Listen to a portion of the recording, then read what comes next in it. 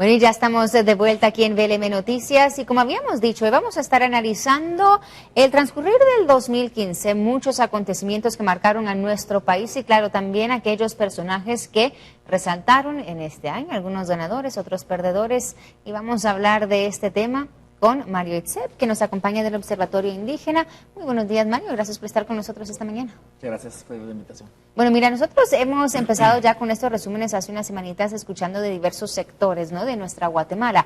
Bajo tu punto de vista, ¿cómo cerramos el 2015? Bueno, primero cerramos, pienso yo, con varias cosas, ¿verdad? Primero estamos cerrando con una encuesta del INCOE, donde nos marca que uno de los departamentos, o de los 8 departamentos más con alta pobreza en el país, es el departamento de Quiché. Recordemos que hace 3, 4 años el departamento de Totonicapán era el departamento con alto índice de pobreza. Claro. El INCOE nos marca ahora que el 81% de la población de pobreza se ubica en el departamento del Quiché, con un 82% de poblaciones indígenas. Lo otro, sí, lo otro es que estos datos nos da como el cierre del año de que nos permita analizar cuál será el reto, digamos, el próximo año. Es decir, que estos datos nos parece interesante, que este es una Guatemala de una maquila de pobreza en América Latina. Y por otro lado es que estamos cerrando un año con un trabajo fuerte que hay que reconocer la CICIG, que ha hecho una labor importante en el país. Sin la CICIG Guatemala no estaría hoy en un escenario internacional en donde la justicia de repente empieza a llegar. Creo que el trabajo del Ministerio Público ha recuperado un territorio que había perdido por muchos años, ¿verdad?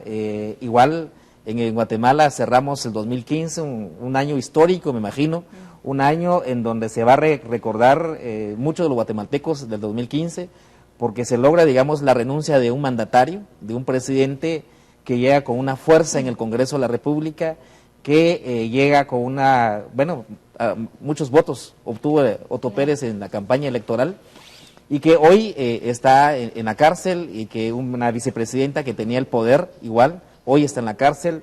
Luego los dueños de las farmacéuticas, por ejemplo, claro, empezaron a entregarse. Gustavo Lejos esta mañana. Gustavo Lejos, por ejemplo. Entonces, me parece a mí que este año, luego hay que reconocer la ciudadanía, ¿verdad? Los medios de comunicación que jugaron un papel importantísimo en el tema de las manifestaciones y sobre todo esa manifestación pacífica en contra de la corrupción. Es decir, me parece que estamos cerrando un año en donde, pero no pasamos más allá, digamos, es decir, me parece que solo llegamos en que donde hay una renuncia del presidente y nos conformamos, ahí se entregan los funcionarios o exfuncionarios corruptos a la justicia, hasta ahí llegamos. ¿Y qué debe pasar, Mario, para seguir cambiando este panorama? Por ejemplo, de regreso a la ENCOVI que mencionas sobre el índice de pobreza en nuestro país, que ha ido en aumento en vez de ir disminuyendo. ¿Qué actitudes, qué acciones deben cambiar? O sea, analicemos lo que quizá no se hizo o se hizo en el 2015 y lo que debe hacerse ahora el nuevo año, el 2016, y nuevas autoridades. Bueno, aquí hay hemos visto, digamos, durante el accionar de los gobiernos ha sido paliativo a la pobreza, es decir, solo es maquillaje, digamos, y entonces me parece a mí, digamos, si los datos que nos están dando, que teníamos alrededor de 10 guatemaltecos, antes teníamos de 6 pobres, hoy son 8, es decir, hay un aumento bastante fuerte. Si teníamos el 51%, ahora tenemos el 57% del nivel de pobreza en el país. Estos datos nos marcan, digamos, que la gran tarea que tiene el próximo gobierno tiene que ver con políticas públicas de Estado. Lo que pasa es que una forma que hacen los gobiernos es generar programas presidenciales de regalías, ¿verdad? Y esto no resuelve la pobreza en el país. Hablamos bolsas seguras, bonos. Y entonces, por ejemplo, el fertilizante podría ser una acción a los campesinos, pero tendría que ser a través de un decreto en el Congreso, es decir, en donde se le quita esa posibilidad que el gobernador, que el alcalde, que el diputado tiene que recoger el fertilizante y tiene que dar a sus simpatizantes con aras de campaña electoral. Me parece que es un elemento que hay que ver. Lo segundo es que debe haber políticas públicas de Estado, ¿verdad?, en 3 niveles. La educación, fundamentalmente, que debería ser gratuita desde lo primaria, pero también la descentralización de las escuelas. Porque hay educación gratuita, pero de calidad. De calidad. Eso es lo que se está buscando. Y eso resulta que usted va a ir en las comunidades, va a encontrar escuelas que no tiene techo. Entonces, ¿cómo los niños van a sentirse beneficiarios de que van a estudiar en cómodo si no existe ese nivel? Luego la salud, que es un elemento fundamental. Es decir, hoy la CC hace imagínense ustedes, quitar, digamos, la medicina genérica en el mercado. Nosotros hemos planteado una iniciativa en el Congreso de la República, ¿verdad? Hacemos un llamado a los diputados, nuevos diputados que llegan, que analicen la iniciativa, porque el gran problema del medicamento en el mercado es el control. Es decir, hay un control, hay un grupo que solamente ellos quieren vender y no existe, digamos, una institución que regula ese costo del medicamento en el mercado para medir si realmente ese es el costo del mercado. Entonces el campesino está ahí comprando, ¿verdad? Porque tiene que llevarse medicamento a su familia. Entonces nos parece, digamos, que hay que revisar una política de Estado que tiene que ver con la salud, pero también el reconocimiento de la salud ancestral. Creo que es un elemento que tiene que entender el nuevo presidente de la República si queremos resolver los problemas estructurales del país. Y el tercero tiene que ver con una política de generación de empleo, pero no a través de las empresas extractivas, sino más bien cómo generamos de otra manera, digamos, el desarrollo regional y local propio de los pueblos. Es decir, estoy hablando que las hidroeléctricas podrían ser hidroeléctricas comunitarias, ¿verdad? En donde la comunidad produce, pero también quedan los recursos ahí con una visión a largo plazo de desarrollo. Es decir, hay varias cosas que se pueden hacer, sin embargo, se requiere voluntad política, capacidad del Estado y, sobre todo, decisiones de política de Estado. Ahora, Mario, te voy a interrumpir sí. un segundo, porque tenemos en la línea a Mario Polanco del Grupo de Apoyo Mutuo GAM. Como dijimos, nosotros queremos escuchar de varios sectores. Y Mario, bueno, muy buenos días. Sabemos que tú tratas mucho, muy de cerca con el tema de seguridad, de justicia. ¿Qué haces tú entonces en este resumen de fin de año 2015? ¿Cómo vamos a concluir el 2015, iniciar el 2016 en esta materia? Bueno, hay que reconocer que durante el año 2015 ha habido un avance bastante significativo en la lucha contra la impunidad. Esto como consecuencia del buen funcionamiento de la CICIG y del Ministerio Público y de la coordinación entre ellos. Yo creo que el 2015 ha sido un año de muchísimos cambios y ha sido un año en que se están empezando a sentar precedentes, además, precedentes que van a permitir que el caer en corrupción eventualmente se convierta en un crimen que sea perseguible y que no va a quedar en la impunidad. Sin embargo, esta impunidad todavía es alta en Guatemala. Así que estos pasos que se han dado todavía son insignificantes. Creemos que es importante que se avance mucho más. Esto en el tema de justicia. En el tema de seguridad también nosotros hemos reconocido que en el 2015 ha ocurrido algo muy positivo, y es que no se ha sobrepasado esa fatídica cifra tan terrible de 6,000 homicidios durante el año. Esto también es positivo, puesto que el hecho de que quedemos abajo de 6,000, un 2% es lo que disminuyó en comparación con el 2014. Eso es positivo. Debiera ser mayor, pero el hecho de que se produzca un 2% menos de crímenes también nosotros lo vemos positivo. Sin embargo, creemos que también es necesario que se fortalezca la institucionalidad, especialmente de la Policía Nacional. Todavía hace falta muchísimo por hacer ahí. ¿Cómo ves tú entonces los retos que va a tener el próximo gobierno, que ya asume el 14 de enero de este año 2016, que estamos ya a días de darle la bienvenida? ¿Cuáles serán esos retos y cuáles crees tú que van a ser los quizá mayores, no quiero decir problemas, pero sí, dejémoslo en retos en cuanto a seguridad para el presidente electo Jimmy Morales? Yo creo que el primer reto en el tema de seguridad y en el tema de justicia es el económico. No hay suficiente fortaleza por parte de estas instituciones en el sentido de garantizar que haya, por ejemplo, capacidad de poder solventar esas necesidades económicas que tiene. Por ejemplo, el Ministerio de Gobernación tiene aproximadamente 400 millones de quetzales menos en el 2016 en comparación con el 2014, con el 2015. Y entendemos que hay un déficit terrible en el Ministerio Público. Hay cuentas que están atrasadas.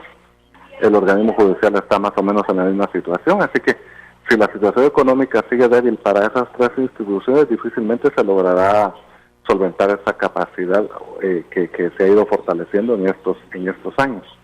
Así que yo creo que el gran reto que tiene Evo Morales es el solucionar la crisis económica que está enfrentando el país en esas materias, y yo creo que en general en todo, porque el pueblo de Guatemala está enfrentando de una manera grave la pobreza y la exclusión social en todos los sentidos. Perfecto, Mario, agradecemos tu llamada esta mañana respecto a cómo estamos finalizando el año en materia de seguridad, en materia de justicia. Era Mario Polanco del Grupo de Apoyo Mutuo GAM. Y nosotros seguimos aquí en el estudio con Mario Sepp del Observatorio Indígena. Mario, ya me contabas un poquito acerca de cómo crees que finalizamos el año. Te quería preguntar, hoy una fecha también muy simbólica para Guatemala, 29 de diciembre de 1996 se firman los acuerdos de paz, y en este marco, en el marco de hoy conmemorar, bueno, esa fecha y lo que precisamente estamos culminando, que es un nuevo año, el 2015, ¿cómo ves tú los avances que se han hecho? 19 años de la firma de los acuerdos de paz, me parece, digamos, que hubo un momento en que se trataba y se pensaba de que podría ser una salida para el país. Sin embargo, después de 19 años uno empieza a ver de que el gran problema en Guatemala es que no existe una visión de país, no existe compromisos de Estado, y efectivamente ha perdido, digamos, bastante fuerza de esos acuerdos de paz. Es decir, han quedado en ese olvido de los partidos políticos, de los gobiernos.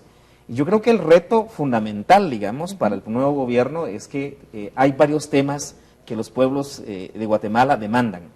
Una de ellas es, por ejemplo, resolver la problemática agraria que lleva varios años en el país, que existe una ley de desarrollo rural en el Congreso de la República, que tenemos un Congreso que no aprueba nada, digamos, de leyes, ¿sí? Entonces el reto bastante para el nuevo presidente es resolver ese problema que afrontan los campesinos, ¿verdad? Es un problema que reconoce, ¿verdad?, los acuerdos de paz, que son parte, digamos, de esa discusión de una reforma agraria en el país.